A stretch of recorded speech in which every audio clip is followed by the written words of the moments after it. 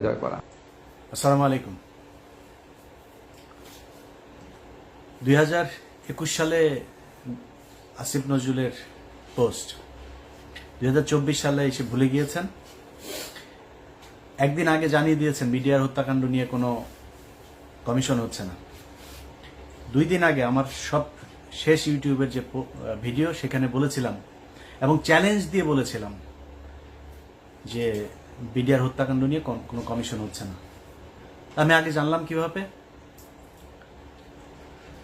যারা জানিয়েছে তারাই জানিয়েছে যে সামনে অবস্থা খুব ভয়াবহ। বিএনপি জামায়াত সহ অনেক লোকজন আছেন, তাদের কিছু কিছু লোকজন মুখ পুষা ফেলেন যে ইলিয়াস ভাই হলো গিয়ে আমাদের শত্রু, ইলিয়াস ভাই মনে হয় নতুন কিছু বোধহয় চায়। আমরা নতুন কিছু চাই না, আমরা এই দেশে নির্বাচিত সরকারই চাই। কিন্তু এই সরকারের কাছে আমাদের কিছু চাওয়া ছিল, সেই চাওয়াগুলো পূরণ যে হবে না সেটা কবে জানলাম? বিডিআর হত্যাকাণ্ড নিয়ে যেসব জওয়ানরা জেলখানায় আছে, আমি কল্পনাও করি নাই যে 5 তারিখের পরে প্রথম শুনানি যেটা হইল সেখানে তাদেরকে ছাড়বে না। কিন্তু ছাড়া হয়নি। কেন ছাড়া হয় নাই? এটা আমাকে প্রচন্ড রকমের অবাক করেছে। তারপর থেকে কিন্তু আমি এই আসিফ নজরুলদের আপনার করা শুরু করেছে। কারণ কি, খবর তো আছে যে বিডিআরের এই যে জওয়ান, এই বিডিআর জওয়ানদেরকে তারা ছাড়বে না। কারণ এদের কাছে অনেক তথ্য আছে, যেই তথ্য তারা বের করতে চায় না। 5 তারিখ থেকে আজ পর্যন্ত এর মাঝখানে 2 জন জওয়ানকে মারা হয়েছে। সামনে 9 তারিখে একটা শুনানি আছে, জামিন শুনানি, 4 নাম্বার শুনানি 5 তারিখের পরে। 3টা শুনানির ভেতরে যে ছাত্র নেতারা আছেন, সমন্বয়করা, তাদেরকেও আমি বলেছি যে ওদের শুনানির দিন যাবেন। সব শেষ শুনানিতেও তাদেরকে খুব অনুরোধ করেছিলাম যাবেন, কেউ যায় নাই, কোনো মিডিয়াও যায় না, তাদেরকে না করে দেওয়া হয় এইসব বেশি আলোচনায় না আনতে। 9 তারিখে আরেকটা আছে।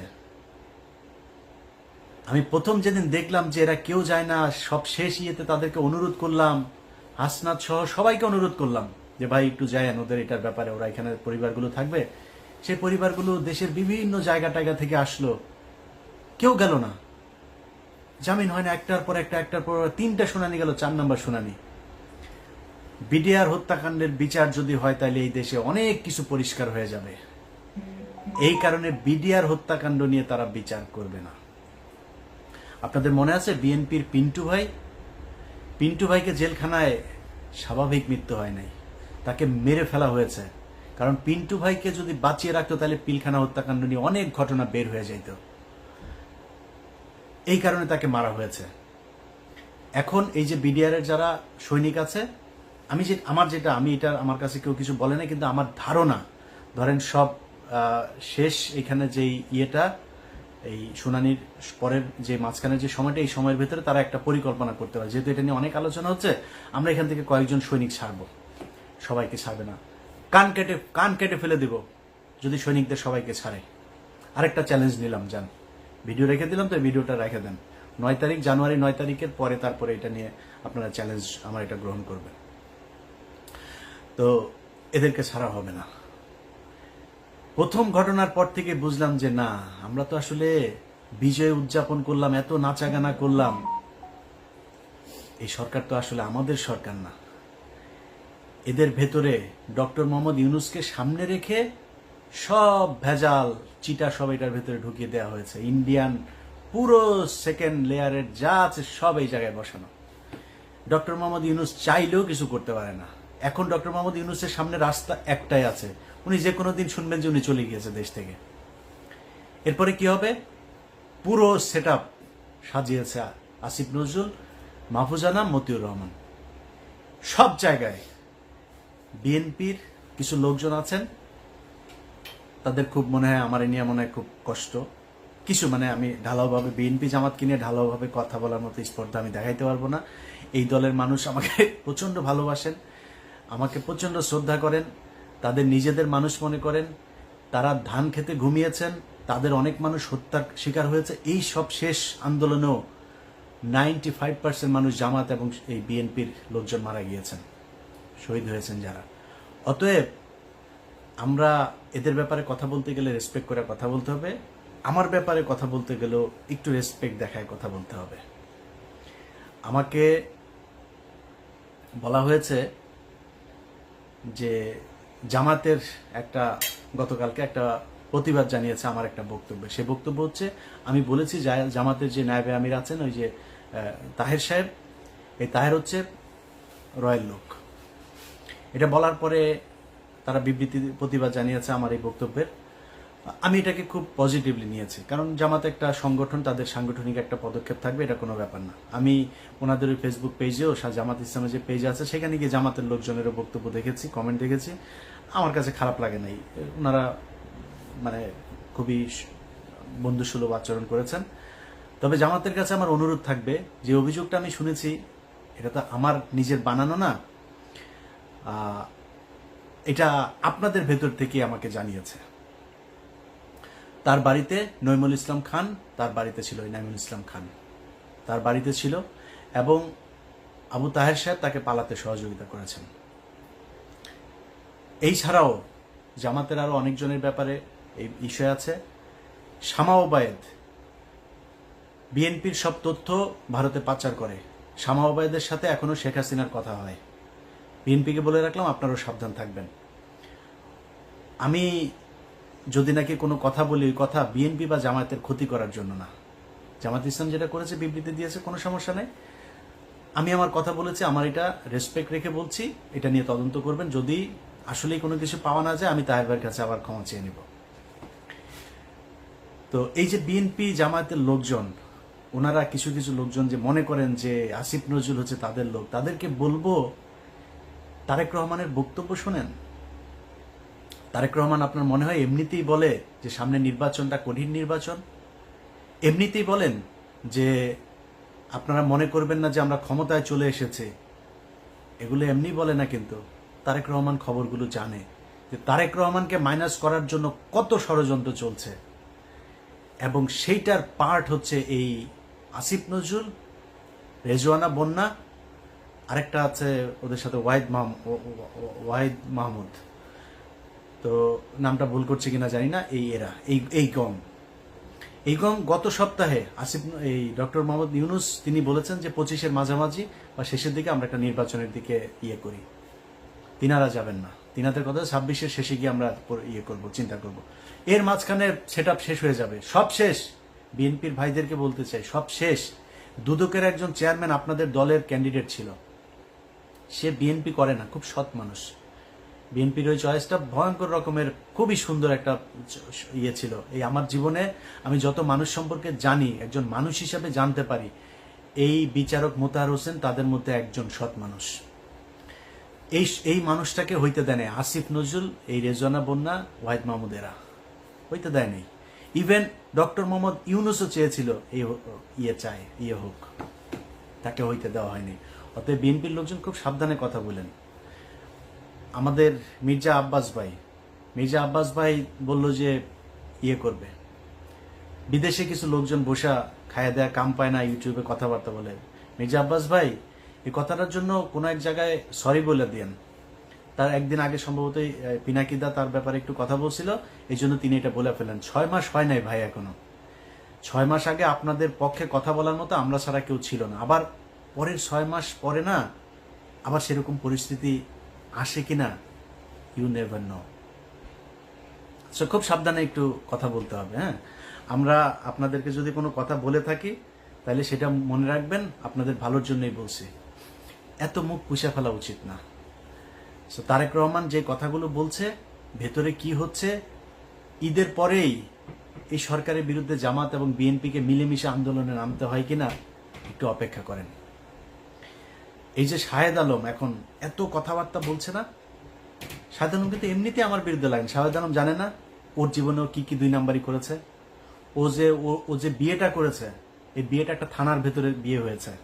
আশুলিয়াতে 2 জন এই গাড়ির ভেতরে করছিল, ওইখান থেকে পাবলিক ধরে আপনার একটু টানা হেঁচড়া করলো, এরপরে পুলিশ আসলো, এসে তারপর ধরে নিয়ে গেল, পাবলিকগুলো ওর বিয়ে করাইতে হবে। এবং একই সময় তার আরেকজনের সাথে সম্পর্ক ছিল, তার সাথে তার বিয়ে হওয়ার কথা, বিয়ের কথাবার্তাও চলছিল পারিবারিকভাবে। এই মেয়ে যখন ওই মেয়ে যখন শুনে টুনে তারপরে আসলো, আসার পরে এই মূল্য বললো যে আমাকে বিয়ে করতে হবে। এই পাবলিক পুলিশ মিলে এর সাথে বিয়ে দিয়ে দিয়েছে। চ্যালেঞ্জ করেন, ওরা চ্যালেঞ্জ করেন, আমি থানার নাম টাম সবকিছু বলে দেবো, ওই ওসিরে খোঁজার চেষ্টা করতেছি। এই হচ্ছে শাহেদ আলম। আরো অনেক কিছু আছে, কিন্তু ও আমার সাথে কেন লাগলো জানেন? বিশাল বড় স্বার্থগত একটা দ্বন্দ্ব এই জায়গায়। কি দ্বন্দ্ব? শাহেদ আলমের আসিফ নজরুলকে দিয়ে যে ধান্দাবাজি সে করছে, এই ধান্দাবাজি তো সে বিএনপি আসলে করতে পারবে না। কারণ এ তো সে ভিডিও তো আমাদের কাছে আছে যে তারেক রহমান লন্ডনে থাকে, সেটা নিয়ে সে জানে না। তারেক রহমান কে সে চিনেই না। তো আমরা জানি একজন যিনি চেয়ারপারসন তিনি জেলে আছেন, ভারপ্রাপ্ত যিনি চেয়ারপারসন কিংবা উনি কি মহাসচিব নাকি লন্ডনে যিনি আছেন? না, উনি এখন ভারপ্রাপ্ত চেয়ারপারসন। শাহেদ আলম চেষ্টা করছে এই সরকারকে যতদিন রাখা যায় এবং আসিফ নজরুলকে যতদিন রাখা যায়। আসিফ নজরুলের এই দেশে গিয়ে এবার ধান্দাবাজি করে আসছে কিছু, এখনো চলতেছে, এখানে বসেই তদবির বাণিজ্য চলছে। আসিফ নজরুল না থাকবে, তারে না থাকলে এটা করে দিবে কে? এই কারণে এখানে তো কোটি কোটি, ভাই শত শত কোটি টাকার খেলা। তো এখানে একটারে মানে করে জামিন করাই দিতে পারলেই তো শত কোটি টাকা দেওয়ার লোকজনও আছে, তার চেয়ে 1000 কোটি টাকা দেওয়ার লোকও আছে। এখন জেলখানায় যারা আছে এদের মধ্যে এরকম নাম ধরে আপনাদের বলতে পারবো কয়েকজন আছে, এদের 1000 কোটি টাকা দিয়েও যদি জামিন করে দেয় তারা করতে রাজি। আমার কাছেই অফার আছে। তো এই বিষয়গুলো কিন্তু এখানে হচ্ছে, যেই কারণে শাহেদ আলম এখন আমাকে নিয়ে ন্যাকেট হয়ে তারপরে নেমেছে। শাহেদ আলম, আমি তোমার আগেও বলেছি, এখনো বলছি, তুমি ভাবা এই যে বিরিয়ানির দোকানে 1000 টাকা করে নিছ, তুমি এত বড় একজন লোক, আমি উবার চালাই, এটা নিয়ে তোমার এত কষ্ট, তোমার মতো এত হাই লেভেলের একজন লোক, তুমি বিরিয়ানির দোকানে যা 1000 টাকা নিলা, এটা কেমন ধরনের হয় শাহেদ আলম? তুমি এখন এই লোকের আবার আইনা ভিডিও বানায় তুমি ছাড়ছো। ওই লোকটা আমার ওইখানে বক্তব্য দিয়ে দিয়েছে, তুমি তার এলাকার লোক, বউ নিয়ে আসছিলা, খাইতে পাইতা না, সাহায্য করেছে। এবং সেই সাহায্যটা কোত্থেকে করেছে? সাংবাদিকদের যেই ভিক্ষা দেয় না খলিল ভাই, এখানে অনেক সাংবাদিকরা ভিক্ষা দেয়, ওই ভিক্ষার হ্যাঁ, ফুল রেকর্ড শুনবা। সো বেশি পাকনামি করতে চায় না, নিজের নিচে পরিষ্কার না করে তারপরে কথা বলে লাভ না। আমার নিয়ে খেলবো, আমার নিয়ে খেলতে আসো। আমি ইলিয়াস, আমার নিয়ে বহু খেলাধুলা হয়েছে, বুঝো নাই? এখানে যখন আসছি না, পুলিশ আসছে বাসায়, আমার নিয়ে এখানকার দূতাবাস থেকে শুরু করে আওয়ামী লীগের সবাই মিলে লাগছিল আমার নামে। এমন কোন মানে ইসলামী টেরোরিস্ট থেকে শুরু করে সব খালি 2-3টা কথা বলে আমার নিয়ে পুলিশের কি কি ছিল, ইনভেস্টিগেশন ছিল। হ্যাঁ, আমার বাসায় আসছে আন্ডার কভার, এসে তারপরে জিজ্ঞেস করেছে আমি রিলিজিয়নে বিশ্বাস করি কিনা। আমি ওদের উত্তর দিচ্ছি একদম, আমি বলছি I strongly believe in god. আমি নামাজ পড়ি কিনা, কোন মসজিদে যাই, কত অফেন যাই মসজিদে, হ্যাঁ, কোন কোন মসজিদে যাই, এই কোশ্চেন। আরো কি কি এগুলি বানানো টানানোর এগুলির কথা বলা হয়েছে, আমি নাকি কি কি বানাই টানাই, এগুলি অভিযোগ করছে। তো অফিসাররা আমি শেষ পর্যন্ত যা যা বললাম, অফিসার আমার ইউটিউব চ্যানেলটা একটু দেখলো যে তুমি এরকম মেয়েদের নিয়ে নাকি তুমি বাজে কথা বলছো, এই সেই। তখন আমি বললাম হ্যাঁ, এই সাংবাদিক মেয়েরা আমার নিয়ে উল্টাপাল্টা কথা বলছে। কে সে? বলছে যে একটা টেলিভিশন, বেসরকারি টেলিভিশনের সাংবাদিক বাংলাদেশে, তারা আমার নিয়ে ক্রিটিসাইজ করে, আই ক্রিটিসাইজ দেম ব্যাক, এগুলি বলছি, সবই তারা জানাই দিচ্ছে। জানার পরে ওকে ওকে কে আমার কার্ড দিছে, কার্ড দিয়ে বললো যে কল মি, আমি 24/7 অ্যাভেলেবেল, তোমার যখন ইচ্ছা কল দিও। এরকম আরো অনেক তদন্ত হয়েছে ইলিয়াসের নিয়ে। আমার গ্রিন কার্ড পাওয়ার কথা আরো অন্তত 5 বছর আগে, সেই গ্রিন কার্ড মানে আমার কেস অ্যাপ্রুভ হয়েছে আজ থেকে 1.5 মাস আগে। সো গ্রিন কার্ড আরো কয়দিন লাগবে জানি না, কিন্তু এই গ্রিন কার্ড পাইতে পারতাম বহু আগে। যখন এখানে 2016 সালে আসছে না, সেই 16 সালে শাহেদ আলম, তুমি যেরকম 2 নাম্বারই ভণ্ডামি করে এখানে কাগজ নিছো না, ইলিয়াস চাইলে 16 সালে ওই ভণ্ডামি করতে পারতো।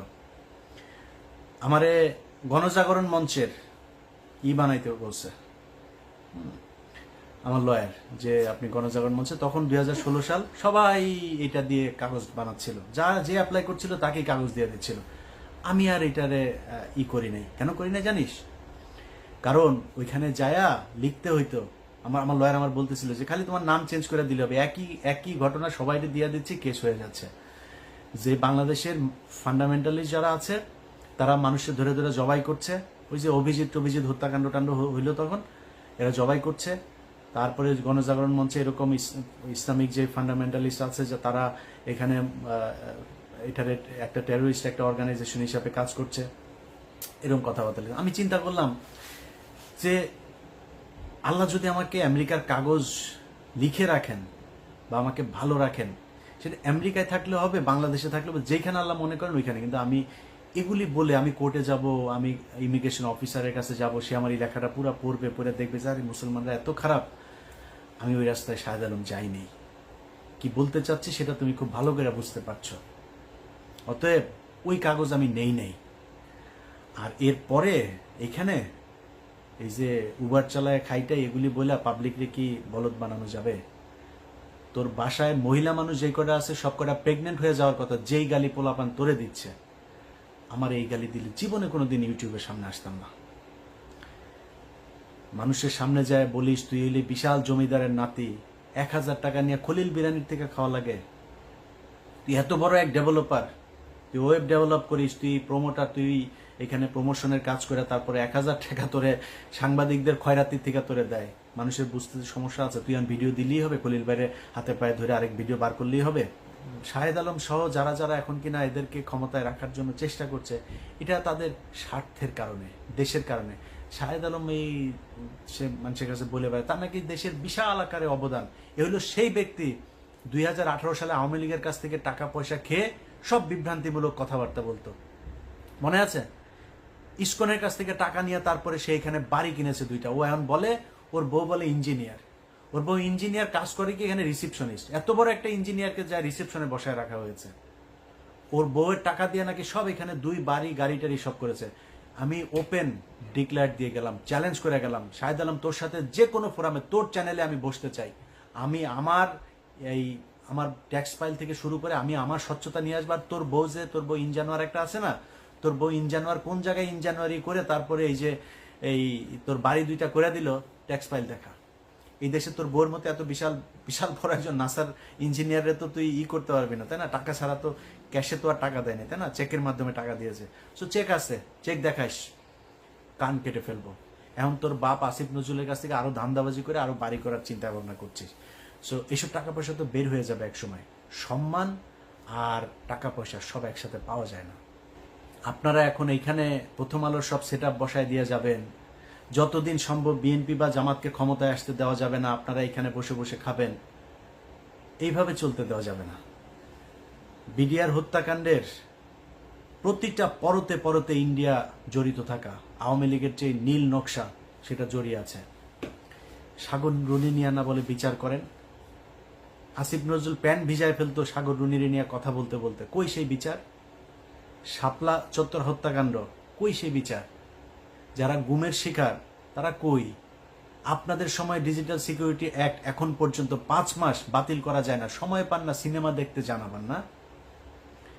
শামা ওবায়দকে নিয়ে হলের ভিতরে অন্ধকারে যায় বসেন, তো আমরা বুঝি না এগুলি কিছু। আপনারা সিনেমা দেখতে যাওয়ার সময় পান, ডিজিটাল সিকিউরিটি অ্যাক্ট বাতিল করার সময় পান না। এখন পর্যন্ত হাজার হাজার বিএনপি জামাতের লোকজন জেলখানায় বন্দী। গত সপ্তাহে ডান্ডা বেরিয়ে পড়িয়ে জামাত শিবিরের সাবেক সভাপতিকে রাজশাহী কোর্টে তোলা হয়েছে। আমার এই ফেসবুকে সেই ছবি দিয়েছি, ভিডিও দিয়ে রেখেছি। কেন এখনো পর্যন্ত সেটার ব্যাপারে ব্যবস্থা নেওয়া যায় নাই? কিসের জন্য? আরো কত বছর সময় চান? এমনি বসে বসে লুটপাট করবেন। আমার এই নেতা ফোন করে, ওই নেতা ফোন করে, ইলিয়াস ভাই এরা তো আমাদেরই লোক, এদের সাথে এরকম করলে তৃতীয় পক্ষ ঢুকবে। আর ভাই এরা আপনার লোক হইতে পারে, আমার লোক না। আমি তো আপনার দলের কেউ না, আমি তো বিএনপি জামাতের লোক না। বিএনপি জামাতের টাকা নিয়ে আমি কি আমার সংসার চালাই নাকি? আমি আপনার টাকায় কথা বলবো? আমার যে সমস্যা, আমার সমস্যা ইন্ডিয়ায়। অথবা আমার ওইটা না পাইলে তো আমি মনে করবো না এই দেশ স্বাধীন হয়েছে।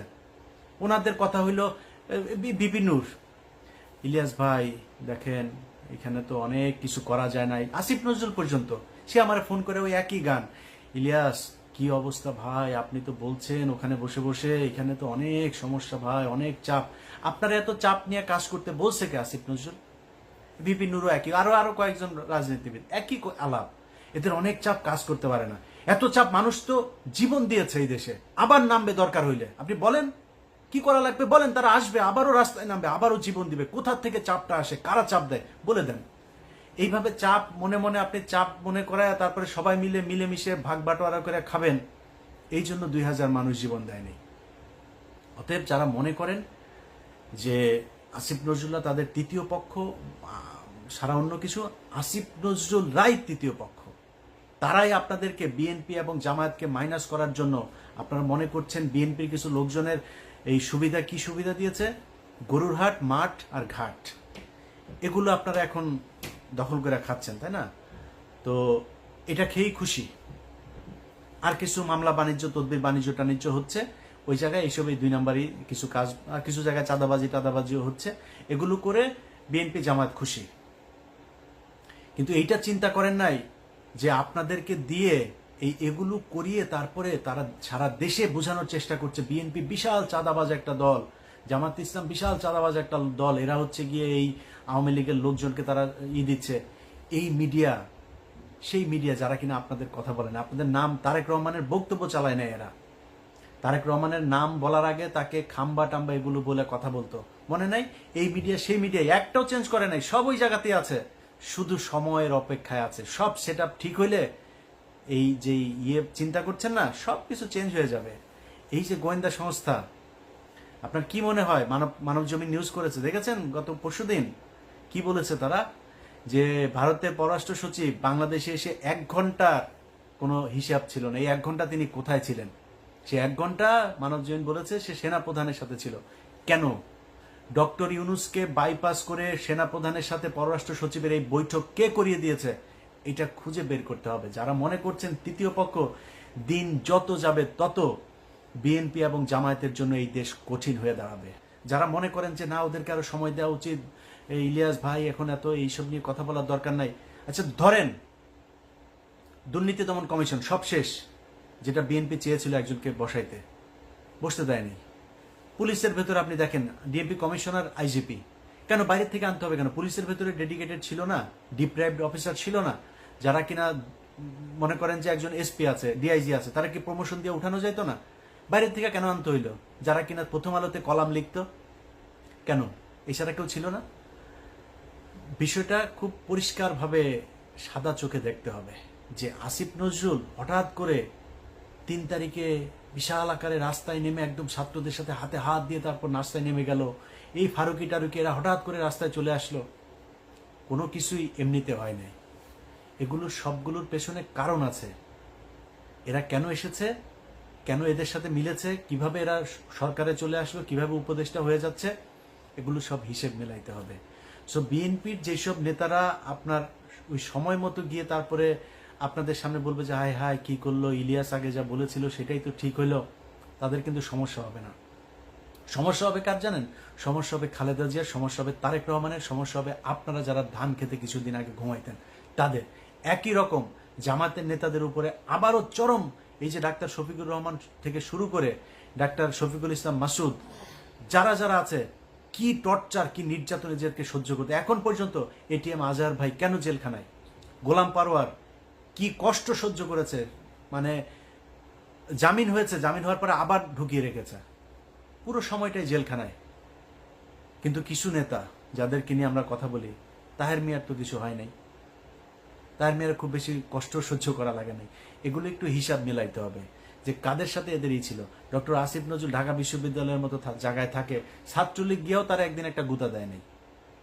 কারা তাদেরকে মেসেজ দিয়ে রেখেছে যে আসিফ নজরুলকে কিছু বলা যাবে না, একদিন জেলখানায় যাইতে হইল না, এত বড় বড় কথাবার্তা বলেও। আমি এটা নিয়ে ঘাটাঘাটি করতে চাই না। আর কথা হইল যে দেশ স্বাধীন হয়েছে, এখন আমাদের হাতে সময় আছে। আমরা এই সাগররুনি হত্যাকাণ্ড বলেন, শাপলা চত্বরের হত্যাকাণ্ড বলেন, গুম, যারা এখন পর্যন্ত জেলখানায় আছে, বিডিআর এর জওয়ান, বিডিআর এর অফিসার যাদেরকে হত্যা করা হয়েছে সেটার বিচার, এই সবগুলোর বিচার হইতে হবে। 21শে আগস্ট থেকে শুরু করে উদিচি, ছায়ানট, যেখানে যেখানে বোমা হামলা হয়েছে এগুলোর বিচার হইতে হবে। শুধু বিএনপির লোকজনকে আপনি এখান থেকে মামলা থেকে অব্যাহতি দিবেন ন, এটার তদন্ত হইতে হবে কারা করেছে। তারেক রহমান করে নাই, লুৎফুজ্জামান বাবর করে নাই, তাহলে করেছে কারা?